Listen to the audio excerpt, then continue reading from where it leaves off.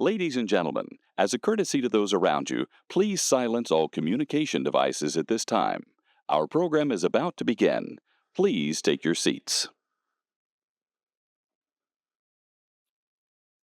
Good morning, good morning, everyone. Thanks for hanging on for a couple of minutes while we get started this morning. Day one is always an interesting time here at the Inspired Home Show. By the way, welcome to the Inspired Home Show 2025. I'm Peter Gianetti of the International Housewares Association. It's great to see you all again. Are you ready to go? Yeah. I don't have to ask again, but I'm going to ask you again. Are you ready to go? To see who's paying attention. How many shows are we celebrating? Very good. I don't thank you for that answer, but that's right. 125 shows since 1939. So it's not 125 years, it's 125 shows. There were multiple shows at various points, and that's how we got to 125. But in all of those years, Chicago has been the epicenter of the home and housewares business for a few days. And that's why we're all here. A colleague of mine that's why people come to trade shows. And we did for reasons. To see what's new product, number one. To network and connect and reconnect, number two. To learn, number three. And to have a little fun. We're here today to begin the process of helping you learn, or we hope you learn, about what you can take after the show and help apply to your strategy and your day-to-day business. Over the next 2 days, you'll hear insiders reveal how to build retail value in today's marketplace, how the home and housewares business can learn from other consumer product industries, how evolving consumer lifestyles continue to shape the future of this business, and how color continues to set the tone for home and houseware success. So sit back, discover, connect, learn, and try to have some fun. With that, we're going to get this program started. I'm excited this morning because we're setting the stage, if you will, for the rest of the show by learning from a retail insider. The title is Lessons from the Front Lines, an insider's guide to winning in today's hyper-competitive retail marketplace. Jeff Evans, our first speaker today, has more than 3 decades of retail merchandising leadership experience across all different retail formats, including department stores, warehouse clubs, mass retailers, and home specialty. He most recently served as President and Chief Merchandising Officer for At Home, and before that, he was an Executive Vice President at Walmart US, responsible for a good portion of the product categories, including home. He has a deep experience in e-commerce, product development, sourcing, building brands, and identifying new business opportunities. And in this special opening keynote, Jeff is going to share stories from his experiences across these different retail formats and businesses, and the importance of winning partnerships, winning products, and winning programs in a complex, fast-evolving retail marketplace, all with an unrelenting focus on creating optimum value, sometimes even shocking value for today's consumers. So with that, I'd like to welcome Jeff Evans. Jeff, come on up. Thank you. All right. How's everybody doing? You guys awake? Right. I'm not a stand behind the podium guy, so I'm going to walk around up here. Peter touched on a little bit about who is this guy and why is he here? So I'm going to run through what have I done for the last 35 years? And he mentioned it. Has anybody ever heard of Filene's department stores? Yeah. Right. So it makes me feel a little less old. Right. So when I started out of college, I started Filene's as an executive trainee. I spent 16 years at Filene's, 14 years in women's clothing. If you can buy women's clothing, you can buy anything. I also have 3 daughters, so I know even more about it. After 2006, at the time, Federated, everybody knows Macy's, bought Filene's and it went away. So I had an opportunity then, reached out by someone at Sam's Club to come in and actually run apparel at Sam's Club. And the funny story there was, it was actually in New Jersey. which was good because I didn't know where Arkansas was, and I thought Walmart was a cult because they did a cheer. Now, later on, I love Walmart, but we moved to New Jersey, and I ran Sam's Club for 3 years in apparel. And what happened when I did that is actually Walmart did an experiment, and they moved apparel to New York, and I was already there. And the person running that said, "Listen, Jeff, you want to come over and run an apparel team?" So I did. I ran men's till about 2012. And then Walmart moved that team back to Bentonville. At that point in time, my wife and I had been to Bentonville a couple of times. Like, you know what? We'll go for a year. 12 years later, we're still there, right? So we went there, and I got a chance to run. I split apparel with somebody else, and we ran apparel it was from 2012 to 2017. It was really great. 2017, I had a chance to step over and run home. It was the first time actually I had done anything outside of apparel. 2020, they asked me to step over and run. Actually, it was 2020 in February. What happened in March of 2020?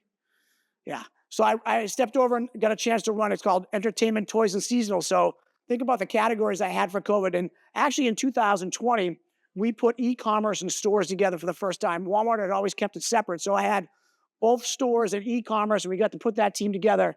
And that's when COVID happened in March. The good news is I had a lot of categories that people wanted during COVID. Think about it. I had PS5s. We could sell PS5s 500,000 in 3 minutes online. So there were some categories that demand was absolutely incredible. And then I left Walmart in 2022, and I was doing some consulting, and someone convinced me to come back to work, and I went to work at Home, which is a great specialty retailer. I spent a year and a half there and really learned a lot because being successful in specialty skills is very different than being successful in mass. So the big takeaways here is, I got a chance to run a lot of different formats, a lot of different categories, but always my favorite part is I got to meet a lot of different people and doing all these things. So I want to take a minute and just talk a little bit about high-level retail and kind of my take on it and who's winning and who's losing and maybe give you a little bit about why. So when I think about mass, there's two players, and mass is winning today. So in this bucket really is Walmart and Target. And if you think about Walmart, they are winning today for a couple reasons. First, they sell groceries and they're famous for price, right? That's important when you have inflation. The second piece I think they've done a real good job is they've actually invested significantly in experience and technology. So they found new ways to get product to customers through e-commerce, marketplace. So that's been a big for them as well. But the third piece too that Doug talked about even in their release is that they're actually getting trade down from customers over $100,000. So people are trading down to Walmart, which is also driving their business. So that's been really good for them, and they continue to grow. Target, on the other hand, there has been struggling a little bit. But interesting thing, during COVID, when I competed against them, they actually were winning because they were selling general merchandise when the general merchandise demand was very high. But they made some changes, I think, during that time period. They walked away from some brands and had some value challenges. Even their COO called that out in third quarter. But over time, they got smart people, and I'm sure they'll fix it. But right now, Walmart is definitely winning in the mass channel. Online only, you have a big player here. Amazon continues to win double-digit increases for last year. They're going to continue to grow. What's interesting is that the fourth quarter was the first time that Amazon actually surpassed Walmart in volume. But if you really look at the volume that Amazon puts out, it actually doesn't capture all the retail space they're touching because in a lot of their businesses, they're only getting a 15% royalty. So think how much bigger their business really is if you take all the business that they're actually touching. So online continues to be a force there too. Clubs, club business is growing. The big players here, obviously Costco and Sam's Club growing at 6% plus. That's a great experience. The customer seems to continue to want to buy from that. Off-price, I think, is a really interesting one. So off-price, think about TJX, Ross, Burlington. They continue to grow. And what really is interesting is they're about $90 billion. So if it's really off-price, that means you suppliers are doing a very difficult job of actually managing your inventories. Do you think it's really off-price? No, they're actually buying stuff other ways. There are some true off-price players, though, in the marketplace, things like Ollie's and actually Goodwill. So there's some new players that are off-price that are rising there. But the clubs have done the off-price channels done an amazing job growing their business. And it's not just off-price, they've evolved. When I think about people that are struggling, department stores that continue to struggle, just a lot of consolidation, still doing $70 billion. But last year was the first year that off-price, take the top 3 players in off-price, actually surpass the top 5 players in department stores. So a big shift. When I was at Filene's, the department store places where you'd go and establish your brand. Now that's not the case. Where are you going to establish your brand now? Our price is bigger than department stores, which is interesting. But department stores consolidation, but again, you can't ignore them. They still do $70 billion. Dollar stores, I put them over here. They're not losing, but compared to Walmart, who I think has a very similar customer, they're not getting that trade down. They're still probably going to run positive comps, lots of consolidations, and they also have 33,000 outlets. So if you're not doing business there, you're missing an opportunity to touch your customers as well. Next one is specialty, which I think is really interesting, especially lots of consolidation in specialty, lots of bankruptcies, people being challenged there, and not a lot of upcomers. You have like people like Popstart, and I think I see a lot of new players coming up in apparel. Think about Aloe and Aritzia and Vuori. There's new players rising in other industries, but that hasn't happened in home yet. Hopefully with a turnaround in the business there, you'll start to see some new players come there as well. But especially overall is losing share. So the takeaway from this slide is the big guys are winning and taking share. The 3 big guys, Walmart, Amazon, Costco, will do $1.1 trillion last year. $1.1 trillion, and they're growing. So if you're not figuring out how to do business with them, you need to figure it out because they're taking share. So I'm going to switch gears now, and I'm going to talk about really my playbook that I would run in merchandising for any time I took over a new team. And I think the first thing I always have done here is making sure the teams understand what value is. A lot of people understand price. Price is one dimension of value. And there's people that are at home here in the back, and they're laughing because they've heard this 15 times already. But when I talk about value, the first piece is quality. People think, all right, I understand what. Well, actually, you're influenced by quality in lots of different ways all the time. Whether you're in a store, you're saying, oh, I'm in the store, it's a better quality. So I want to talk about quality very simply. So think about it, you're standing in a room, and up in the stage, I have 3 tables. There's no labels, you're not in a store. One table's made of plastic. Table's made of wood, and one's made of metal and glass, and it's a little fancier. You're going to assign qualities to each one of these items based on what they're made. But most of the time, you don't have the opportunity to even see the product. It's in a package. So how do you tell customers what that quality really is? It has to be packaged. You have to tell them through packaging, right? You have to make sure you're differentiating. And then also, so much business is done online. You have to do it through item content. And when I think about item content, I think about pictures. Not just one pictures, right? I also think about descriptions. What are the details you're using to tell the customers what is the quality of this item? And then I also think about reviews. People believe what other people say about product. If you don't have reviews, like just one review increases the likelihood of chance to purchase by conversion by 40%. It doesn't even have to be a good review. Just the fact that somebody bought it and realized like, hey, listen, I'm not getting ripped off buying this item that nobody's ever bought before, right? So you're laughing because you know it's true, right? You wouldn't buy something that doesn't have a review. So next category is very similar to quality, but I like to break it out and I call it features and benefits. And these are descriptions that items or things that you'd add to a product to make it more valuable. So I'm going to talk about sheets because I think it's an easier one to tell the story. Let's talk about cotton sheets. So you have a cotton sheet that has no thread count on it. It's just says cotton sheets. The packet says cotton sheets. And then you have another cotton sheet that says, 400 thread count, right? Brush cotton. Do you think that's worth more than something that says cotton sheets? Then I'm going to take it to the next level. I'm going to go Egyptian cotton, 800 thread counts. These are all features and benefits that you're adding to the item to try and make it more valuable. Now, the same thing goes for packaging and online item content. If you don't tell the customer, you're not going to get credit. You're putting more quality into the item, but are you telling the customer so you get credit for that today, especially when you're buying online? Brands. I think brands are important too, but there are some brands that actually don't change the value of an item. But I put 2 brands up there that I think is pretty obvious. People pay more from BMW. Right? Because they think it's a better quality item. Now, not all people want BMWs. Some people want a Kia, and that's fine. But BMW does have a quality recognition to it. So if I were to go to apparel, my wife was here, and she'd tell you that she likes Lululemon. She's willing to pay, unfortunately, she's willing to pay more for Lululemon, right? But Lululemon has earned the rights from customers because of their quality, consistent quality. So I think there are brands that give you a halo. Now, when I think about people who have done an amazing job with private label brands, Costco. Think about the Kirkland brand. That's a private label brand, but they've earned trust. I see people shaking their head. Oh yeah, I like Kirkland because they have great quality. They defend it rigorously, and they do an amazing job to build a brand where people say, I trust this brand, right? Price. Well, then you have price. So then this is the equation. When you're balancing all these things together, price then determines like what the value is, what you want to put it. I put the price tags up there because I think TJX does a good job at comparing value. Now, but the interesting thing apart is who are they comparing to now? They're bigger than department stores. That's what they used to compare to on this. So I think it's interesting when you think about this, but customers believe this. They believe it, and TJX is doing a great job delivering value. So I'll give you an example here.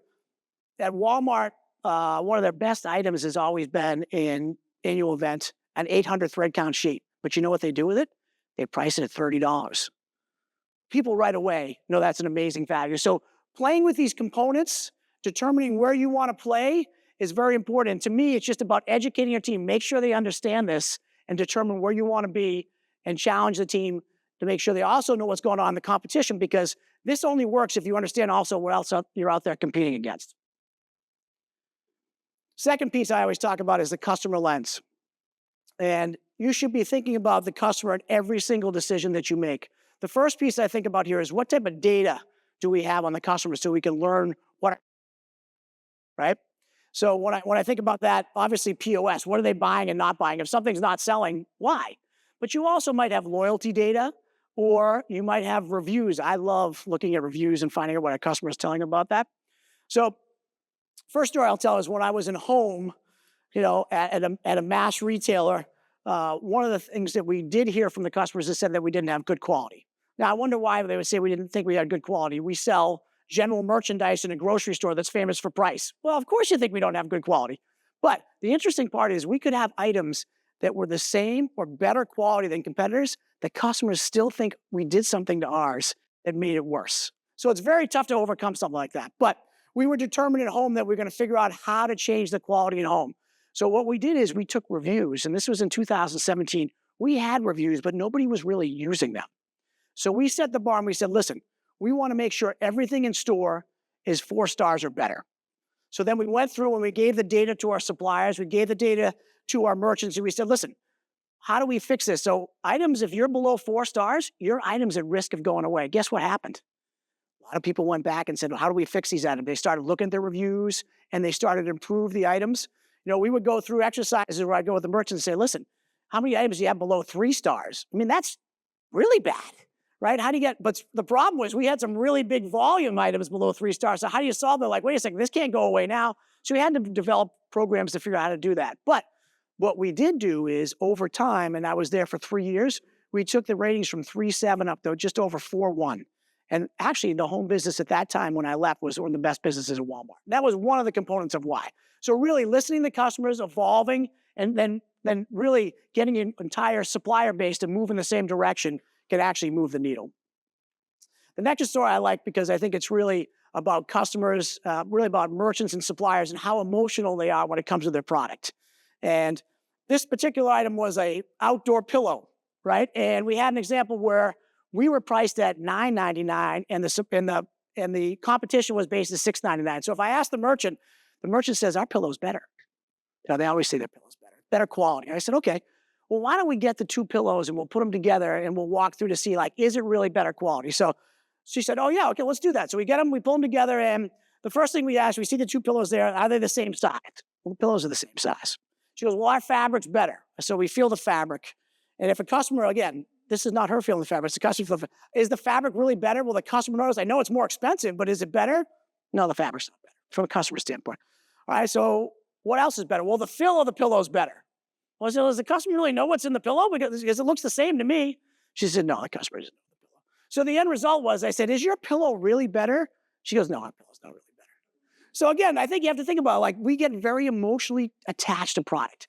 What does the customer think? Now, the reality is the customer doesn't have the chance to take the 2 pillows and put them next together because they're not in the same store. But that's the story you have to think of, like a customer, not like a merchant. So that was a story where we had to figure out how we went back and changed the pillow. A different story is how you end up pricing it because competition, but the reality is your item really better? And then you determine where you want to play. The last piece I talk about on the customer lens is, I know DEI is a topic that's very sensitive today, but I think there is a piece that's important to me.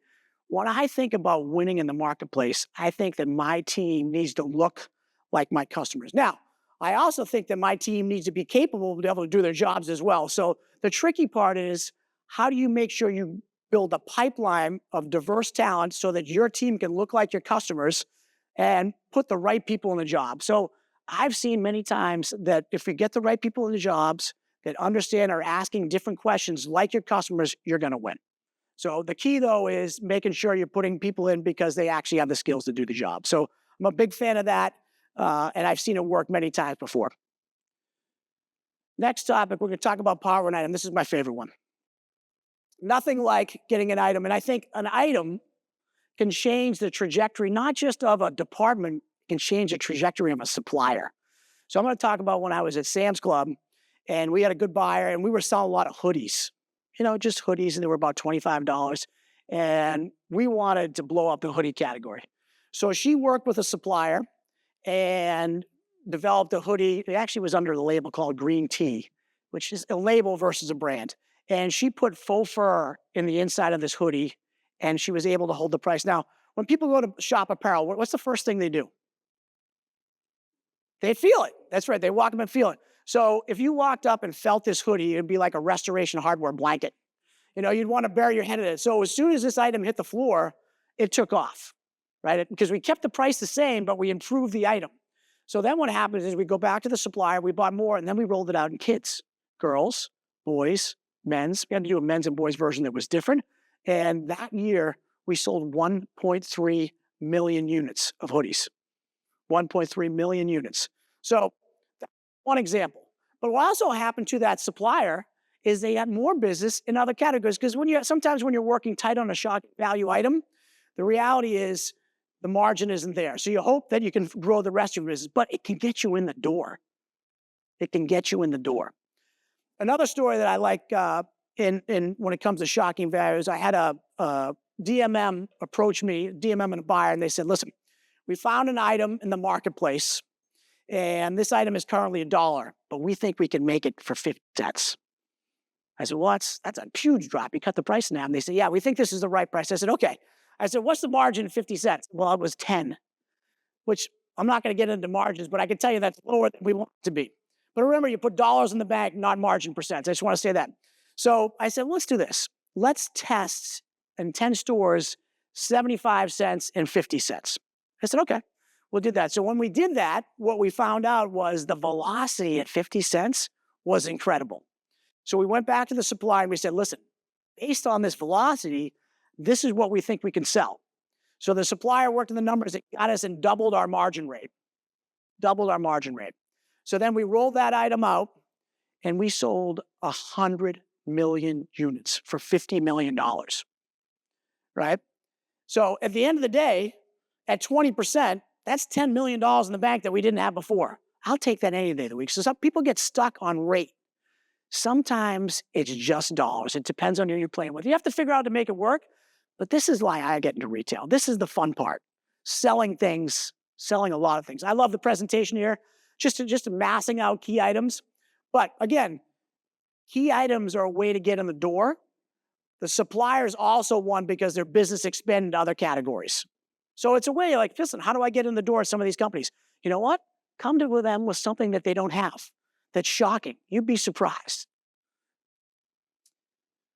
So next, exceed customers' expectations. This is about newness, excitement. How do you continue to evolve your assortment? I think in retail, everybody needs newness. I was talking to somebody the other night, and she was in insurance, and she's like, we have to have newness. Everybody needs. I don't care what. Insurance is not an exciting business, but they're still looking for newness. Think about retailers today, right? How many retailers that originally competed against Walmart are still here? Why? Because they didn't evolve, right? The players that keep evolving are winning. Product is the exact same thing. You have to continue to evolve your product or you actually won't exist in the future. So I think exceeding customers' expectation is a big deal. Here's, I think, somebody who's doing a great job here. This is Scrub Daddy, and they didn't pay me to do this, by the way. I just picked it. So it's a brand new item where they actually came out and launched an It's a sponge, but they keep making it better. Like, how do you keep moving? So it's hard to catch a moving target when you continue to evolve, right? So when I think about newness, I always tell the story like when you throw a party, if you throw the same party every year, yeah, I know your friends will come, but is your party good the second and third year? I don't think it's good. Retail's the same. How do you keep evolving your assortment to make it exciting? So the first thing I always do is like I talk to the merchants, I say, where are the items that need to evolve? And what is newness? I think about the example on the hoodie. So newness could be an item that you had in the past and you lower the price. Newness could be an item you had in the past where you add a feature and benefit and you hold the price, or you change the quality, or you add a brand, or you find ways to make it new. So those are important ways to do it. I think Costco does an amazing job with this. Like, you're not guaranteed an item every year you go to Costco. They're always trying to find ways to make it new. Sometimes they'll hold items for the following year. Like, they're constantly thinking about their customer. They do an amazing job at that. The other thing I think about is I think about features here. It's an awesome opportunity to get in a feature. And I had a team one time where they really didn't want to change their items because they were too big and they were afraid. Like, if I change this item and it does this the volume, like, what am I going to replace it with? What if it doesn't work? I think it's actually the opposite. What if you don't change it and somebody else does? And what are you doing sitting there with these items that are old and tired? And if you look at the curve of an item, it's like this. So you might have a peak where it gets to here, down, but they're still not wanting to change it. They had items that were 6 years old. So then figure out what you need to do. Now, there are items that it doesn't, like, if we're talking about mothballs, you're really not going to do a lot about mothballs. Like, there's certain items that, all right, you're not going to change the items. By the way, they use them in the South to keep snakes away. Did you know that? I didn't know that until I was at Walmart. Ken probably knows that. But certain, like, you have to figure out how to keep involved. Now, it could come from testing. How do you test new items? You can find new items. We talked about examples, finding items in the marketplace that other people have that you can find new ways to do it. So these are all examples of what you could do to find and create excitement. So I'll give you another story. When I was in apparel, one of the goals was to improve the activewear business. And we had a brand at the time was Starter, but Walmart had done a bad job when it comes to consistent quality on Starter. So we wanted to reset the page. So we had worked with a supplier, and it was actually Fruit of the Loom at the time, and we said we wanted to upgrade quality. We talked about what we wanted to do, and we got the Russell brand for men's and boys when I was there, which at the time, prior to COVID, it was very hard to get brands to come from Walmart because they didn't want you to take their brand and price it down, and then you lose all the value of the brand. Because in apparel, truly all you have is the brand. It's not like some other brands that might have something else, but apparel is easy to copy. So brands people are very protective of the brands. And then we built a mission statement for Russell. We said, listen, we want to build Nike and Under Armour quality, and we want to be at 40% less than C9 prices. That was our mission statement. The team marched to that, and that brand ended up doing, I think at the peak was up to $600 million in just men's and boys. So again, we changed the parameters, we created a new brand, we changed the quality, and the customer reacted to it. So again, you constantly have to be exceeding customers' expectations. Keep moving. If you're not doing it, your competition is. Become more important. I think this is a story where every business that I've gone into, you're always trying to find a way to drive efficiency. So we'll look at the supplier base and we'll say, all right, if I have 500 suppliers, I probably have 100 suppliers that are doing less than $1 million or less than $2 million, and they're probably working in categories where I have other suppliers that can do it. So we'll look at it and we'll say, listen, how do we drive efficiency? We're going to eliminate the bottom suppliers and then try to drive them back, identify the key suppliers at the top and feed them, right? And make those businesses bigger. So the benefit you get from that is you're going to drive efficiency when it comes to manufacturing, lower costs. You're going to drive efficiency when it comes to delivering better quality. And you're also going to have savings of time because you're not dealing with so many people. But I'm not the only one doing this. This is a playbook everybody uses. So if you're not thinking about how do I become more important with each supplier, especially I want to go back to that first page. The big guys are getting bigger. So if you're not becoming more important with the big guys, your business is at risk. So I want you to think about that. Another story here that I think is a good one is you need to find ways to do business on your own. There was an item in the marketplace that was doing well one year. We had the merchants reach out to this particular supplier and say, listen, we'd love to do business with you guys. And this particular supplier said, you know what? We don't want to do business with you. I said, okay, for whatever reason. So, but there were other people in the marketplace that we could do business with that made similar products.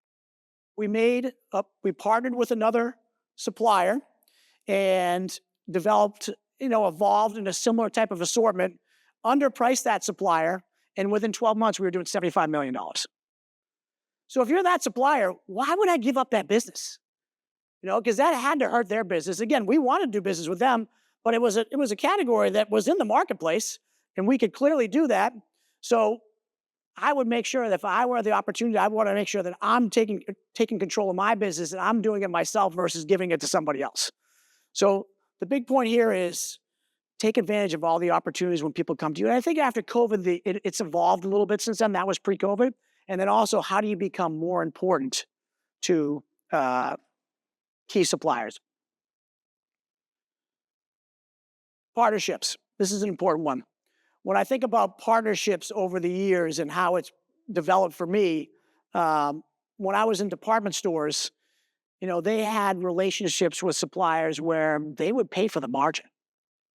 So it actually kind of takes away a little bit of the reason, like, why am I developing this product? And in some cases, senior management say, listen, you got to do what they say because they're paying for the space. Well, that's not customer facing, and I think that's some of the reasons, like some of those practices probably didn't help the department stores long term.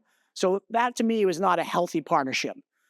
Then, when fast forward, and when I was at the department store business, we would go out to dinner and we built relationships. When I went to Walmart, Walmart is extreme. Anybody who does business with Walmart, you know how it is when it comes to, you can't even take a water or a Coke when you're out at a supplier luncheon. And they do it for good reason, because you have young buyers that are probably buying $1 billion worth of product that you want to make sure that they're not being influenced by somebody by doing things like that. So I get that piece. And a funny story, I'll tell you, when we moved to New Jersey and I was working for Sam's Club, I had a friend who happened to be a supplier, and he brought over a basket of like muffins. And I remember telling my wife, I said, we're going to get fired. I'm going to get fired. He brought him muffins to say, because I had just moved in the neighborhood, but I was like, oh my God, this is so extreme. So it was a big difference. But what I would tell you is, when it comes to Walmart, that those rules sometimes keep you from making partnerships. It actually keeps you, and I think partnerships are critical. And it's really not in Walmart's DNA to build partnerships, but the smart ones figure it out. And they build partnerships with key players like P&G and the big size. But on the general merchandise side, the good merchants figure out how to build partnerships, but it's truly not in their DNA. A story that I would talk about that I used to do, and all the businesses that I did, was I would establish what I called a CEO council. So I'd pick 12 different CEOs from different industries that weren't competitive, and I'd bring them in once every 6 months. And really, it was just an opportunity to get to know them. But I really wanted to pick their brains to find out, what could we do better? They have access to all these different retailers that are doing different things.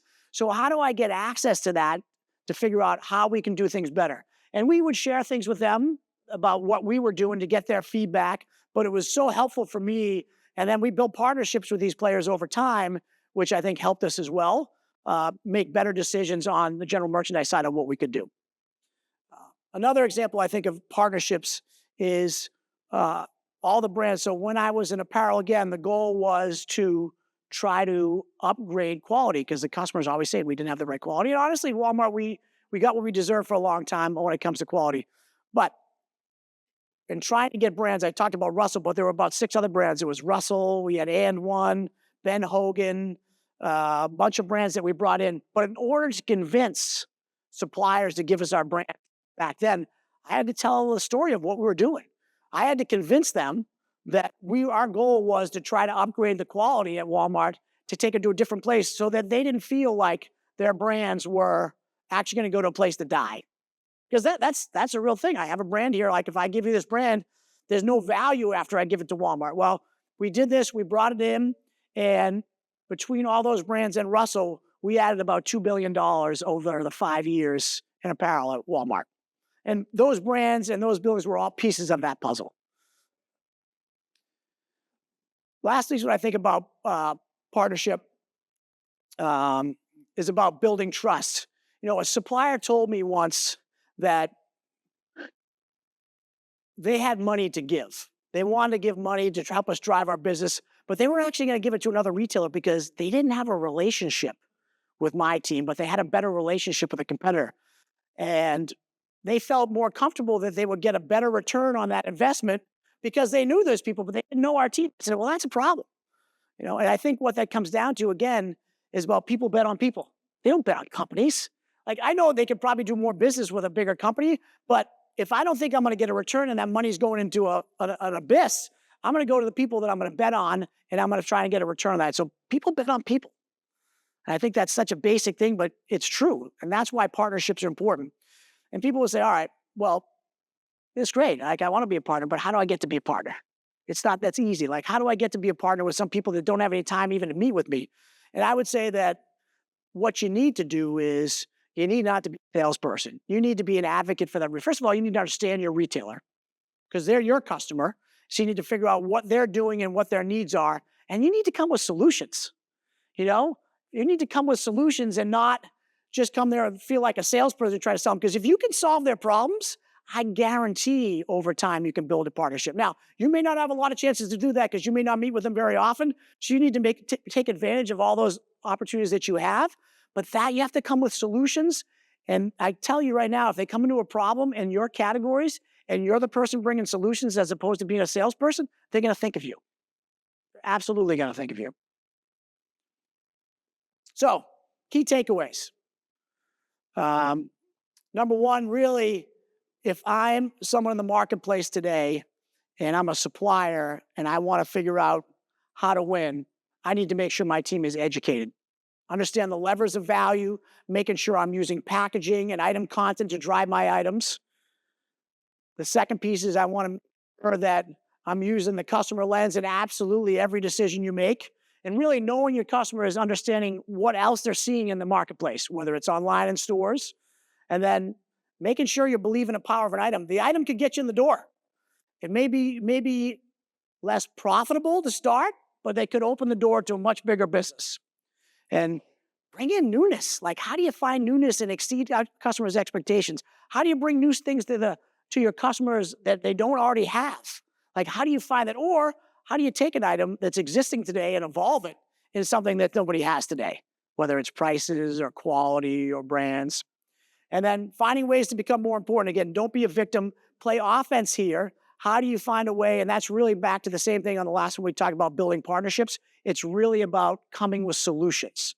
How do you come with solutions and answers as opposed to, I'm trying to sell you something, right?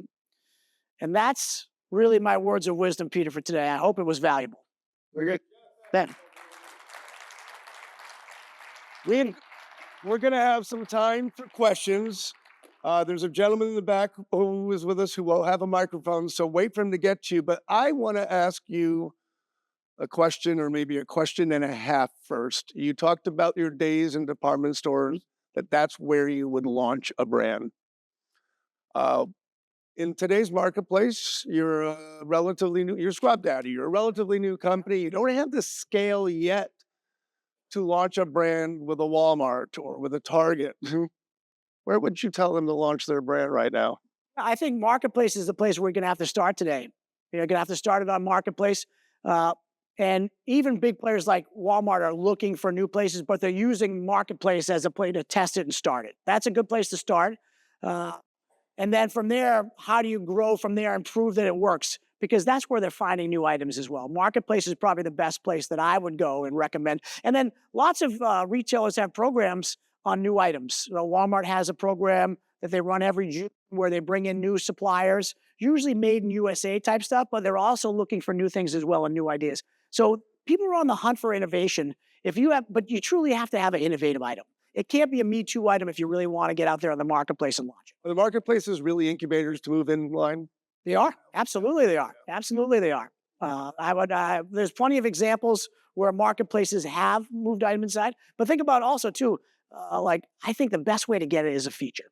Like if you can but you have to be prepared if you're going to go play with the big boys to make sure you can deliver on it. So I was talking to a new supplier the other day and they were ready to actually go to Walmart, but they weren't ready.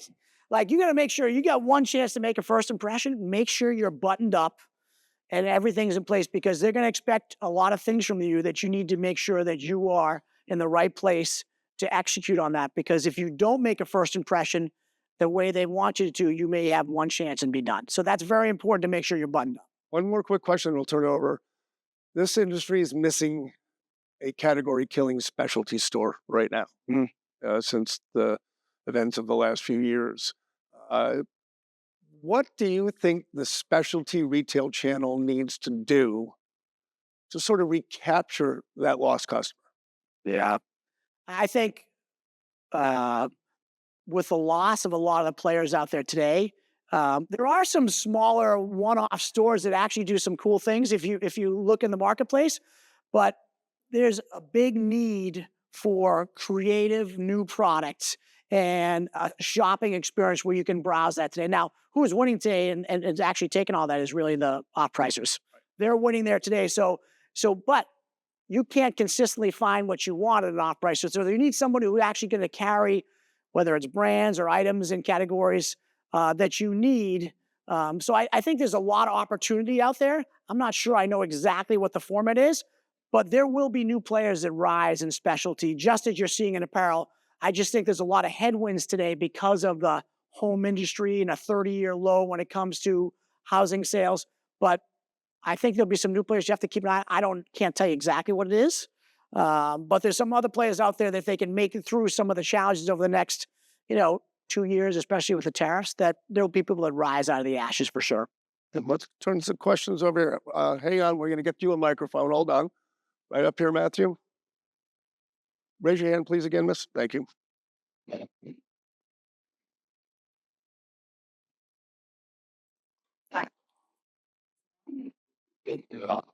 Okay. Yeah, Hold on a second. Is the mic on? Oh, we have to switch it on? switch it on.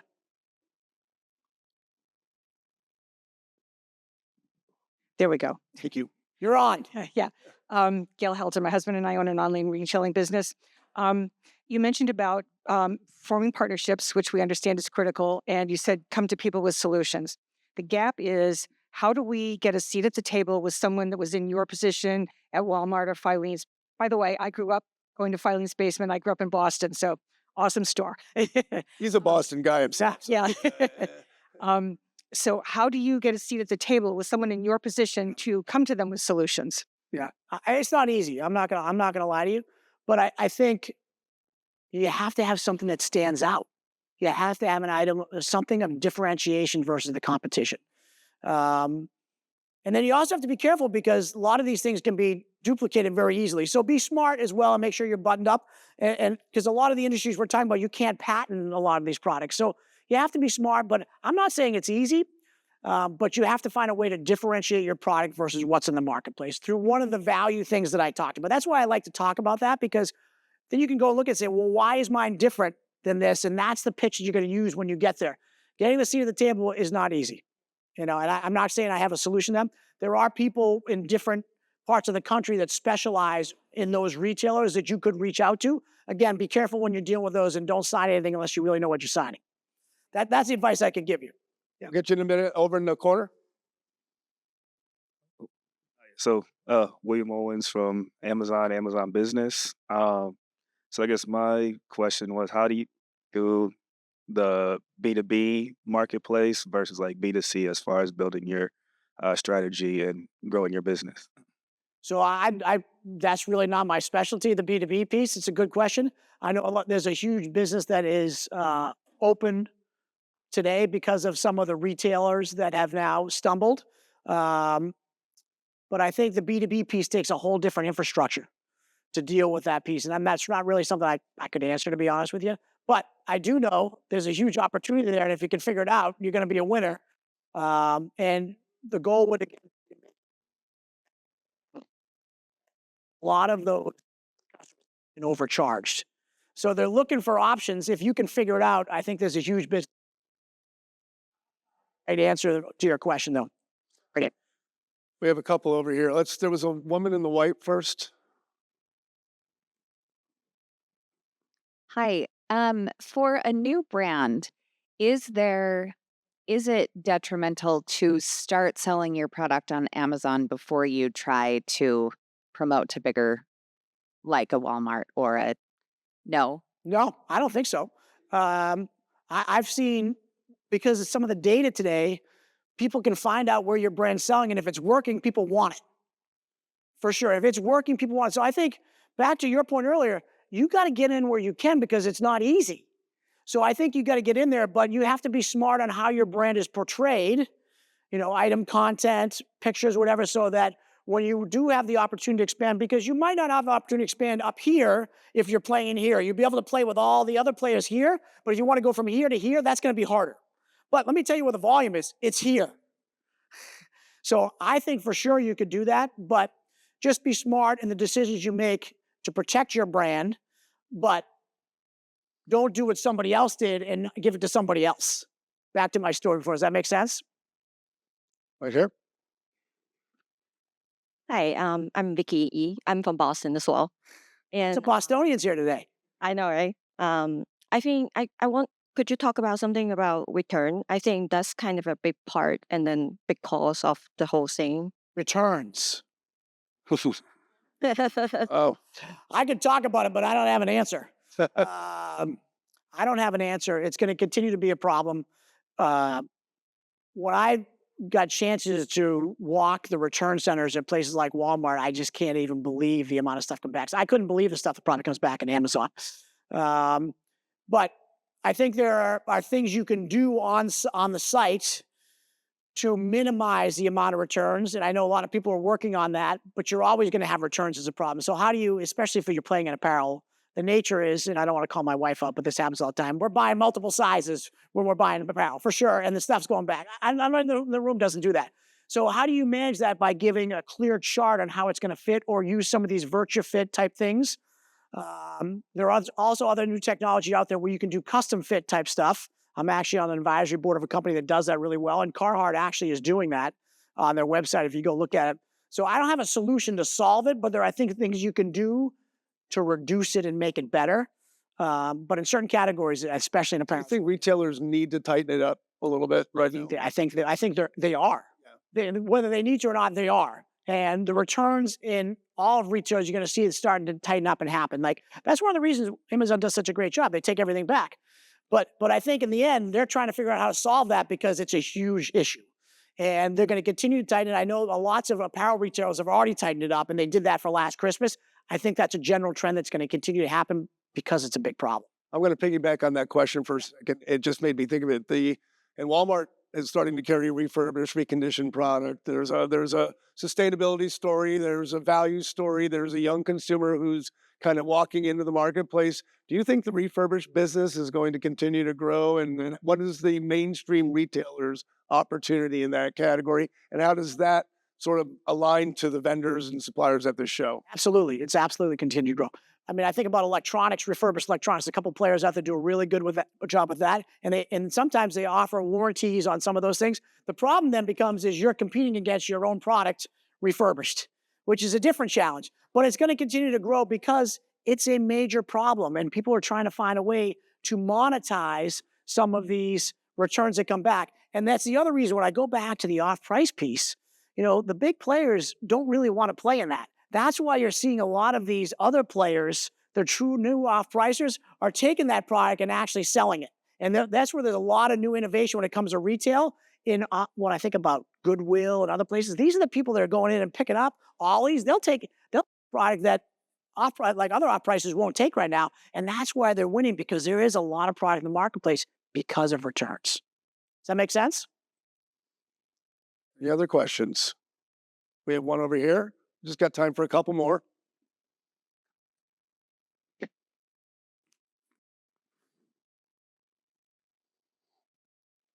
Hello, Jeff. It's Catherine from Bentonville. Good to see you again. Catherine? The company is the Gallants. Wanted to ask you about your opinion on what's going to happen with the tariffs that we're now all being hit with, and how that is going. I know it's not an easy question. I'm going to just step in a little bit. I'm not sure we really want to use this forum to discuss the tariffs. I have a responsibility to manage that a little bit right now. So I thank you very much for that question. But Jeff, I just rescued you. I would not. I wouldn't know the answer. I might as well roll the dice. Yeah. I don't know the answer, but the reality is you got to figure it out because it's happening. Yeah, I understand that, and we just have to be careful right now in terms of addressing that issue right now.